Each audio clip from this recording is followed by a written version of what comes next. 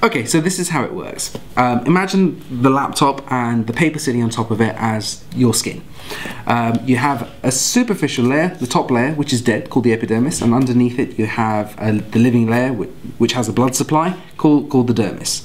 The majority of the collagen and elastin within the skin is situated here in the dermis.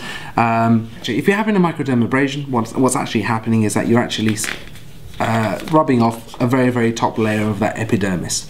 It gives you a transient improvement in the appearance of the skin, gives you a glow, but that only really lasts a couple of weeks. If you're having a peel, on the other hand, you're actually using the chemicals to actually take off the top layer and leaving almost a bare dermis. That bare dermis is naked, and it will take almost 2 to 3 weeks for the epidermis to regenerate and restore itself as such. When you're looking at a laser resurfacing treatment, what's actually happening, whether it's a CO2 or an erbium laser, you're actually boring holes into the surface of the skin and burning those, ablating that. What then happens is that the surrounding skin notices that there is damaged skin, and it stimulates the growth factors to go about healing and repairing that. That can often take anything up to a week. The Dermaroller, however, is slightly different in that its mechanism of action is not to actually sacrifice any skin tissue. The needles themselves pierce through both the epidermis and the dermis, causing a stimulation throughout both layers. Because there's actually no loss of skin tissue, the healing time with the Dermaroller is far less than any of the other comparable treatments we mentioned. So when we Dermaroller, we actually get the piercing of the needle through the epidermis and into the dermis as well.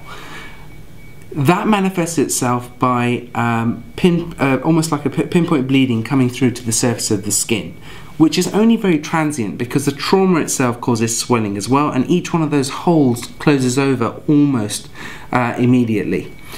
You have in the region of almost 300 pinholes that are created per square centimetre, but once the blood is wiped off, all you're left with is skin that's resembling mild to moderate sunburn.